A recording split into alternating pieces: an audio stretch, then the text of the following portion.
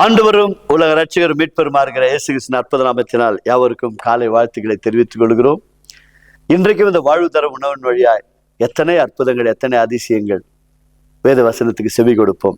அப்போஸ்தலர் நடவடிக்கை புஸ்தகம் 3ஆம் அதிகாரம் 11 16 முடிய இறை பகுதிகளை நாம் வாசிக்க கேட்போம். குணமாக்கப்பட்ட சப்பானி பேதுருவையும் யோவானையும் பற்றி கொண்டிருக்கையில் ஜனங்கள் எல்லோரும் பிரமித்து சாலமோன் மண்டபம் எனப்பட்ட மண்டபத்திலே அவரிடத்தில் ஓடி வந்தார்கள். பேதுரு அதை கண்டு ஜனங்களை நோக்கி, இஸ்ரவேலரே, இதை குறித்து நீங்கள் ஆச்சரியப்படுகிறது என்ன? நாங்கள் எங்கள் சுய சக்தியிலாவது எங்கள் சுய பக்தியிலாவது இவனை நடக்க பண்ணினோம் என்று நீங்கள் எங்களை நோக்கி பார்க்கிறது என்ன? ஆபிரகாம், ஈசாக்கு, யாக்கோபு என்பவருடைய தேவனாகிய நம்முடைய பிதாவின் தேவன் நம்முடைய பிள்ளையாகிய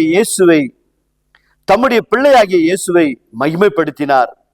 அவரை நீங்கள் ஒப்பு கொடுத்தீர்கள்.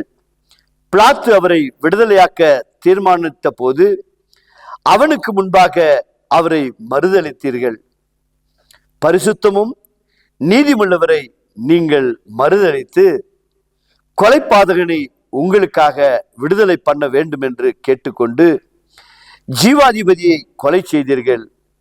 அவரை தேவன் மரித்தோரில் இருந்து எழுப்பினார். அதற்கு நாங்கள் சாட்சிகளாய் இருக்கிறோம். செபிப்போமாக.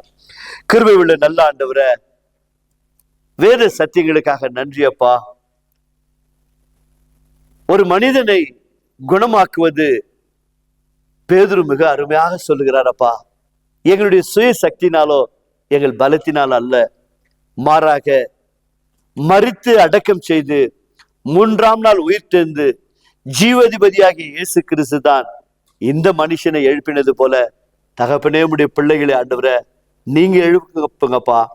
நாங்கள் செபிக்கிறதுனால அல்ல, எங்களுடைய ஜெபங்களை கேட்கிற தேவன் இந்த நிகழ்ச்சியை பார்த்து ஜெபித்து கொண்டிருக்கிற பிள்ளைகளுடைய ஜெபங்களை கேட்டு நீர் உடைய பிள்ளைகளை உயர்த்தும்படியா செபிக்கிறோம், எழுப்பும்படியா செபிக்கிறோம்.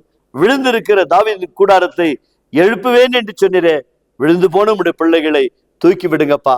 ஒருவேளை பின்வாங்கி போயிருக்கலாம், ஊழியத்திலே சோர்ந்து போயிருக்கலாம், குடும்பத்திலே சோர்ந்து போயிருக்கலாம், கணவன் மனைவி மத்தியில கருத்து வேறுபாடு இருக்கலாம். ஆண்டவரை அவர்கள் எல்லாவற்றையும் சீர்படுத்தி உம்முடைய பிள்ளைகளை எழுப்பி விடுங்கப்பா. உம்முடைய பிள்ளைகளை எழுப்பி விடுங்க ஆண்டவரை. உம்முடைய பிள்ளைகளுடைய கண்ணீரை தொடங்க ஆண்டவரை. அநேக பிள்ளைகளுக்கு திருமணமாகி பிள்ளை பாக்கியம் இல்லாமல் இருக்கிறார்கள் அப்பா. இந்த நிகழ்ச்சியை கண்டு கொண்டிருக்கிற என் அன்பு சகோதரிகளுடைய கர்ப்பங்களை, திருமணமாகி பல வருடங்களாய் காத்திருக்கிற பிள்ளைகளுடைய கர்ப்பத்தின் கனியை கர்த்தர் ஆசீர்வதிப்பீராக. இதயத்தின் வேண்டுதலை நிறைவேற்றுகிறாக. சாராளை ஆசீர்வதித்த தேவன், எலிசபெத்தை ஆசீர்வதித்த தேவன், இன்றைக்கும் நீர் ஜீவனுள்ள தேவனா இருக்கிறபடியால் நம்முடைய பிள்ளைகளுடைய கர்ப்பத்தின் கனியை ஆசீர்வதிப்பீராக. தொடர்ந்து நீங்க பொறுப்பெடுத்துகளை வழி நடத்துங்க. விழுந்து போன குடும்பங்களை எழுப்பி நிற்க செய்து உடைய நாமத்தை மகிமைப்படுத்திக் கொள்ளும். இயேசுவின் நாமத்தினால் பிதாவே, ஆமீன். God bless you. கர்த்தர் உங்களை ஆசீர்வதிப்பாராக.